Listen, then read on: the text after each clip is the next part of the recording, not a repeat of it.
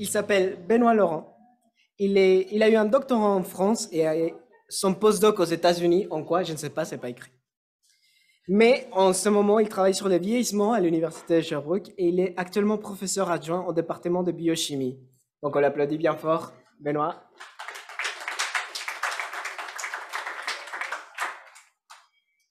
Merci. Donc aujourd'hui, je vais vous parler de vieillissement et en particulier du cerveau. Donc pour illustrer un petit peu ma présentation, je vous ai mis un petit peu un cerveau avec des ampoules. Donc on voit qu'il y a des ampoules qui sont allumées, puis il y a des ampoules qui sont éteintes. Donc là, on a deux options. Comment l'ampoule s'éteint? Soit on boit trop de bière et puis on ne se rappelle plus de grand-chose. Soit la deuxième option, c'est qu'on vieillit. Okay, donc là, aujourd'hui, on va parler plus de la deuxième option, quoique ce soir, on va voir qui c'est qui est dans la première option. Okay, donc vieillir, en fait, j'ai ouvert mon laboratoire il y a 4 ans ici à Sherbrooke et puis j'ai décidé de travailler sur le vieillissement. Pourquoi le vieillissement? En fait, je pense que c'est l'avenir dans un sens parce que quand on regarde la population mondiale, on est à peu près 1 milliard de personnes qui ont plus de 65 ans et puis dans à peu près 30 ans, on va avoir le double. C'est-à-dire qu'on va avoir 2 milliards de personnes sur Terre qui vont avoir plus de 65 ans. Donc ça bien sûr, ça va venir avec son lot de problèmes. Quand on vieillit, on s'arrange pas. Donc ça, c'est ça qu'il faut mieux comprendre le vieillissement pour mieux agir contre le vieillissement.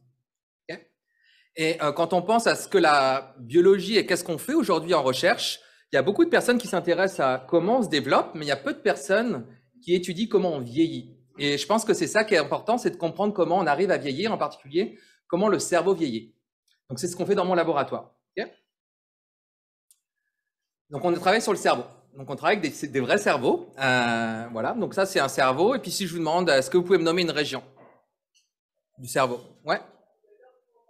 Le lobe frontal, est-ce que ça porte un nom particulier? C'est quelle région de... Donc le lobe frontal serait ici. Ça s'appelle comme quelle région du cerveau? Bon, je vais t'aider, c'est le cortex. Quel cortex frontal? On a par exemple le cervellum ou le cérébellum. Vous pouvez connaître tous ces noms-là, vous pouvez les lire dans les magazines et tout ça. Bon. Ce qu'il faut savoir, c'est quand on vieillit, les différentes régions du cerveau ne vieillissent pas en même temps. Okay, donc on ne sait pas trop pourquoi ça se passe, pourquoi l'arrière du cerveau vieillit avant le devant ou inversement en fonction des personnes. Quand j'ai ouvert mon labo, je me suis dit, OK, on va réfléchir et il y a peut-être une solution pourquoi le cerveau ne vieillit pas en même temps. Okay, la solution, je vais vous la présenter. Et c'est peut-être une région du cerveau que vous ne connaissez pas forcément. Dans le cerveau, en fait, on a des cavités, ce qu'on appelle les ventricules. Donc les ventricules, vous les voyez ici. Et dans ces ventricules, en fait, vous voyez qu'on a quelque chose qui est vert. Je l'ai mis en vert, mais ce n'est pas en vert dans le cerveau. C'est ce qu'on appelle en fait le plexus choroïde. Okay, donc ça, c'est... Dans votre cerveau, vous n'avez pas que des neurones. Vous avez d'autres choses dans votre cerveau. Et puis le plexus choroïde, vous allez voir, ce n'est pas des neurones. Okay, donc ce plexus choroïde, on pense que dans le laboratoire, c'est ce tissu qui est à l'origine du vieillissement du cerveau. Okay, et on étudie ce tissu-là. Donc, pour illustrer mes propos, je vais vous montrer une vraie photo d'un vrai cerveau humain. Okay, donc ça, dans votre cerveau, si je le coupe, ça, c'est à quoi ressemble votre choroïde plexus. Donc, ça vous fait quoi comme impression? Vous pensez à quoi? Ça ressemble un peu à une huître. Okay, bon, on mangerait des huîtres à Noël, vous penserez à moi. Donc ça, c'est un choroïde plexus dans un cerveau. Okay, donc ce tissu-là, si je zoome, en fait, on voit que dans ce tissu-là, il y a des amas cellulaires. Ça forme une sorte d'excroissance et puis on voit qu'il y a des vaisseaux sanguins. Donc en fait, dans le cerveau, le sang arrive dans le cerveau par le choroïde plexus, par ce tissu-là. Et si je zoome encore, on voit en fait que ce tissu-là, c'est pas des neurones. En fait, ce qu'on voit, c'est que ce tissu-là, en fait, c'est des cellules épithéliales qui sont alignées, qui sont les unes après les autres. Et en fait, dans le tissu, on voit qu'on a nos vaisseaux sanguins. Okay, donc ce tissu-là, à quoi il sert dans le cerveau? Ce tissu-là, en fait, il est formé de cellules épithéliales et en fait, par le sang, ce qui va se passer, c'est que le sang va être filtré. Et en filtrant, en fait, le cerveau va produire du liquide céphalorachidien. Okay, donc c'est ce qu'on appelle, vous pouvez lire comme ça, on a un liquide dans le cerveau. Et ce liquide-là, en fait, il a plusieurs fonctions. La première fonction, c'est d'aider à soulever le poids du cerveau, puis aussi, surtout, à le nourrir. C'est-à-dire que plus que vous mangez des bonnes choses, des oméga 3, etc., ça va aller dans votre cerveau, ça va vous aider à avoir un bon fonctionnement du cerveau. Et puis aussi, ce choroïde plexus, il va aider aussi à sécréter des protéines. Donc les cellules du choroïde plexus ici vont sécréter des protéines que Patrick vous a parlé dans votre cerveau. Et ça va aider à réparer votre cerveau. C'est-à-dire quand vous avez des neurones qui meurent, on est capable d'en reproduire grâce à ce que sécrète le choroïde plexus. Donc maintenant, vous voyez l'importance d'étudier le choroïde plexus au cours du vieillissement, en se disant que si le choroïde plexus il vieillit, ben, il y a des choses qui vont plus être sécrétées dans votre cerveau et donc ça peut impacter le fonctionnement de votre cerveau au fur et à mesure du temps. Okay, donc, c'est ce qu'on fait. Donc, l'objectif, en fait, c'est de déterminer comment le cortex plexus y vieillit pour essayer de comprendre est-ce que ça impacte le vieillissement du cerveau. Okay, donc, comment on fait pour étudier ça? Parce que je ne vais pas vous demander votre cerveau puis l'étudier. On est des humains, c'est pas trop comme ça que ça se passe. Okay, donc, on a quand même, je vais vous présenter un modèle.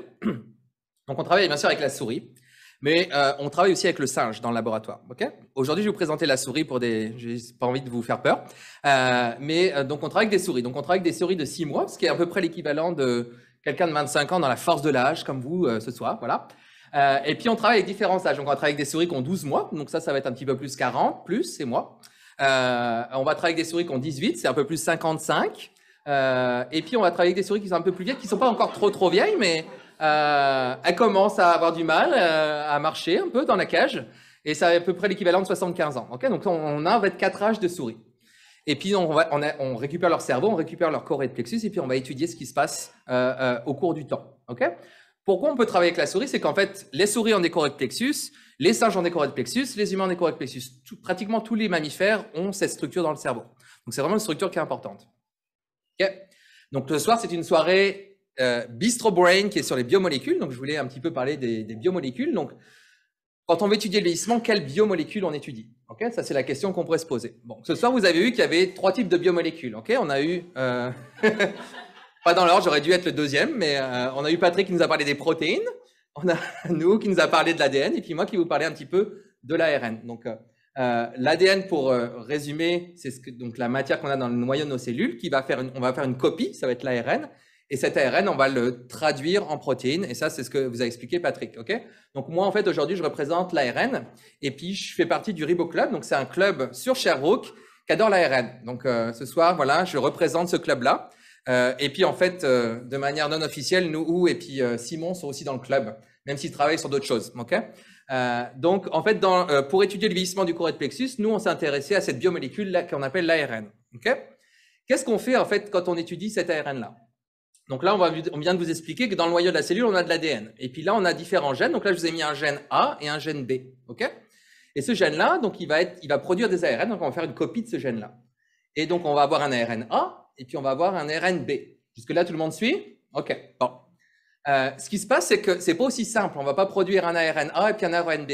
En fait, ce qui se passe, c'est que dans la cellule, il va y avoir des gènes qui vont produire un peu d'ARN, par exemple comme l'ARN A. Et on peut avoir des gènes comme le gène B qui va produire beaucoup d'ARN. Okay, donc, pour là que vous compreniez comment on étudie ces ARN-là, je vous ai mis un peu des températures. Quand il y a beaucoup d'ARN, il fait un peu froid, donc on est bleu. Et puis, quand un gène va produire beaucoup d'ARN, je le mets rouge, c'est-à-dire qu'il fait chaud. Okay, vous allez suivre comme ça? Okay. Ce qui se passe, c'est qu'on pense qu'au cours du vieillissement, quand une cellule commence à vieillir, il y a certains gènes qui ne produisaient pas beaucoup d'ARN, ils vont commencer à produire un peu plus d'ARN.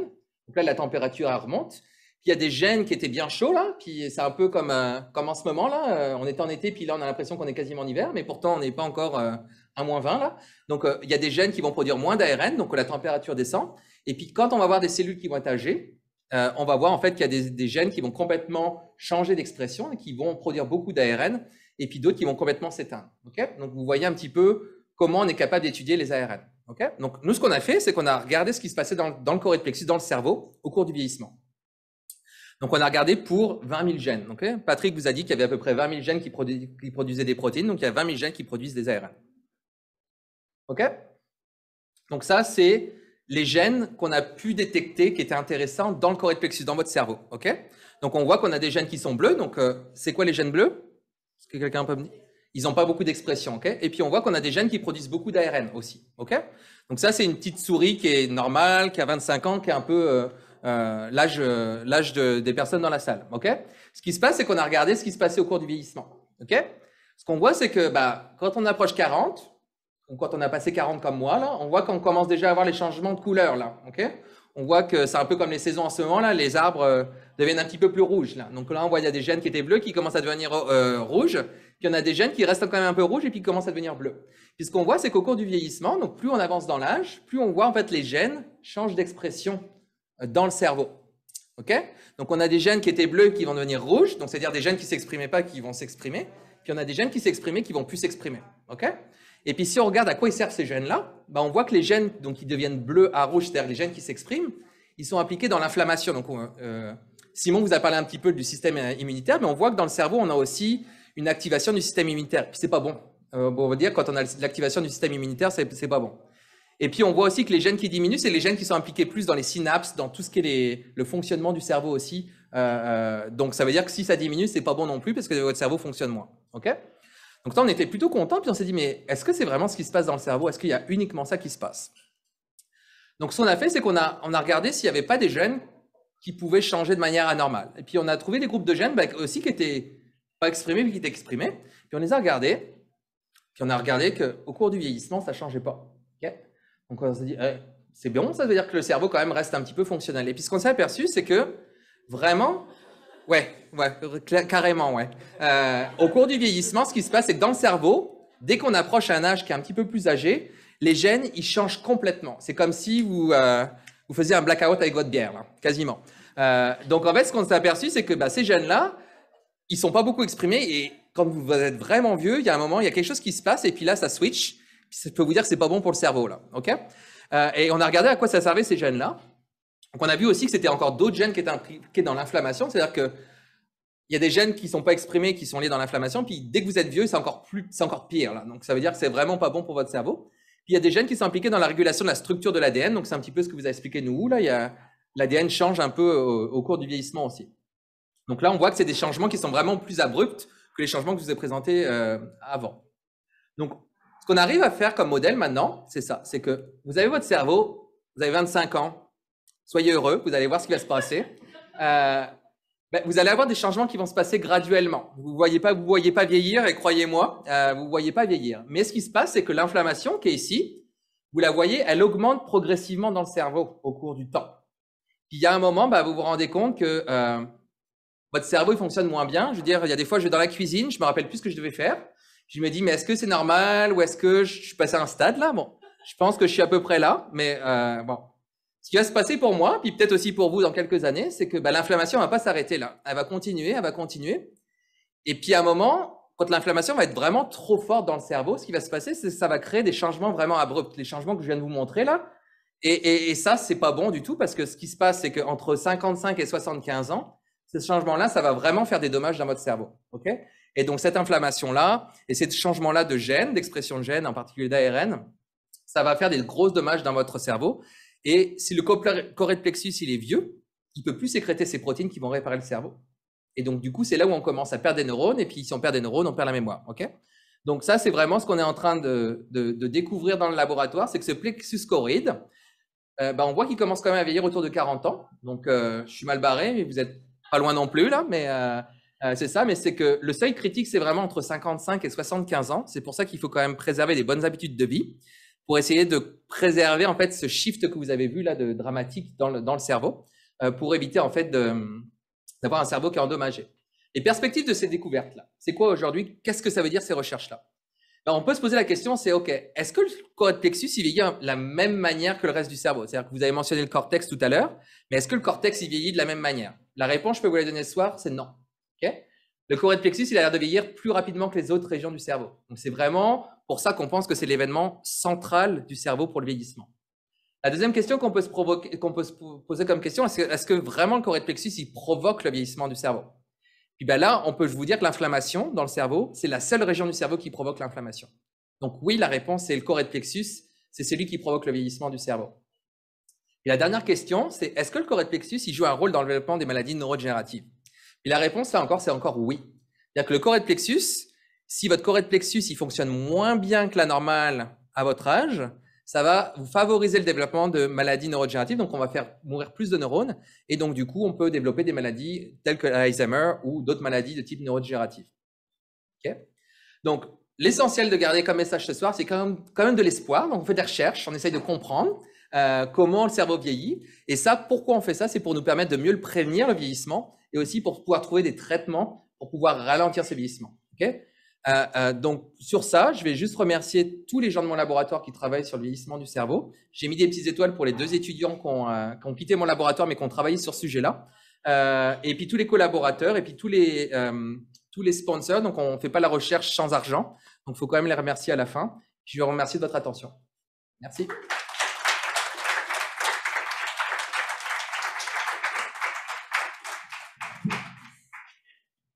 Allô? Oui. Je vais peut-être être un petit peu genrée avec ma question, mais est-ce qu'on a pu remarquer que le vieillissement se faisait de la même manière chez les hommes et chez les femmes, et si l'andropause ou la ménopause affectait ce vieillissement-là?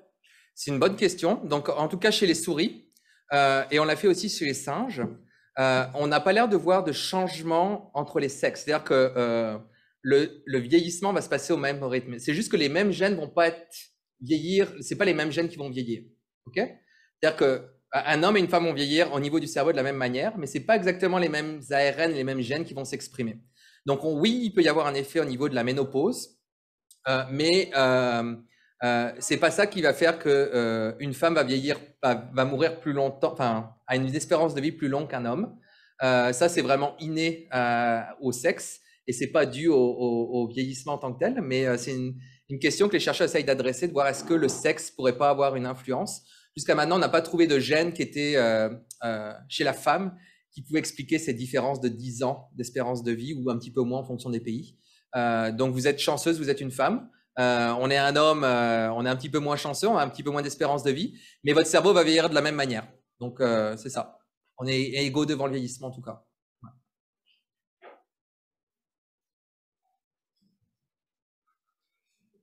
Ouais, moi je me demandais, c'est un peu dans la même idée, la question, là. C'est selon les habitudes de vie, comment ça peut faire une différence selon les chiffres, mettons, des gens qu'on parlait, là, mettons, là, on a vu qu'à 75 ans, il y avait une grosse différence. Ouais, donc ça c'est une très très bonne question. Je vais revenir en fait au début avec ma photo du cerveau. Ce que je demande toujours à mes étudiants en cours, à ton avis, c'est fait de quoi le cerveau? C'est quoi le cerveau? C'est quoi comme matériel? Si je te montre, tu me dis c'est fait de quoi là? Si je te dis, c'est quoi le composant principal du cerveau? Je dirais la matière grise, mais je connais pas. Oui, c'est quoi la matière grise? Bonne question. Ça paraît gris sur les images. Donc en fait, le cerveau, c'est 70% de lipides. C'est que du gras. OK? Donc votre cerveau, c'est que du gras. Donc quand on vous bassine, manger des oméga 3, c'est parce qu'en fait, le cerveau, donc les neurones, donc un neurone, vous savez, c'est une sorte de couverture, ce qu'on appelle la myéline, et la myéline, c'est aussi du gras. Donc en fait, il faut que le cerveau soit nourri de gras, et il faut que ça soit du bon gras. OK? Donc ce qu'on a aperçu, c'est qu'au cours du vieillissement, la taille du cerveau rétrécit. Ça diminue à peu près de 5% tous les 10 ans, à partir de l'âge de 45 ans. Okay, et donc, on a moins de masse, moins de lipides, en fait. Et en fait, ce qu'on voit, c'est que, par exemple, le vieillissement chez les personnes qui ont Alzheimer est encore plus accéléré, c'est-à-dire qu'ils perdent encore plus de masse du cerveau. Et donc, du coup, les habitudes de vie, comme bien manger équilibré, c'est-à-dire qu'on nourrit, je t'ai expliqué que le corps plexus, ça filtrait le sang, et puis ça nourrissait le cerveau. Donc, plus tu manges bien, plus ton cerveau va bien manger, là. En gros, c'est ça. Donc, oui, les habitudes de vie, c'est important, ça ralentit les mécanismes que je viens de te présenter. Okay, donc, si tu as une habitude de vie qui n'est pas bonne, c'est clair que tu vas accélérer le vieillissement du corps plexus et peut-être d'autres régions du cerveau. Ça, c'est par exemple par rapport à la nutrition. On a des habitudes de vie qui sont plus en termes d'activité physique. Okay, qu'est-ce qui se passe quand tu marches? En fait, tes muscles, ils fonctionnent. Et les muscles, quand ils fonctionnent, ils libèrent des substances qui vont au cerveau, qui passent par le sang et qui passent par le corps plexus. Donc, on pense, ça s'appelle des myokines. Okay, donc, les myokines qui sont sécrétées par ton muscle vont aider en fait au fonctionnement aussi du cerveau. C'est-à-dire qu'on pense que l'activité physique va stimuler les cellules souches qu'on a dans notre cerveau qui produisent des nouveaux neurones. On a des cellules souches, j'ai pas eu le temps de vous en présenter ça ce soir, je peux peut-être faire une autre présentation sur ça.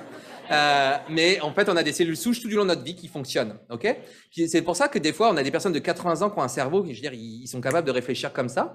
Puis on a des personnes qui ont 60 ans qui ont déjà des troubles de la mémoire. On n'est pas égaux et c'est parce qu'en fait, notre cerveau fonctionne pas de la même manière. Donc, il y a des gens qui ont des meilleures habitudes de vie qui vont en fait préserver le vieillissement de leur cerveau. Okay, il y a des facteurs génétiques, il y a des choses, des gènes dans notre cerveau qui vont faire qu'on va avoir plus de chances de développer une maladie neurodégénérative ou d'accélérer le vieillissement de notre cerveau aussi. Donc, c'est important d'avoir une bonne qualité de vie. Ça favorise, en tout cas, ça met toutes les chances de ton côté. Donc, tu peux quand même boire de la bière, mais avec modération. Ouais. Pas d'autres questions? Merci à vous.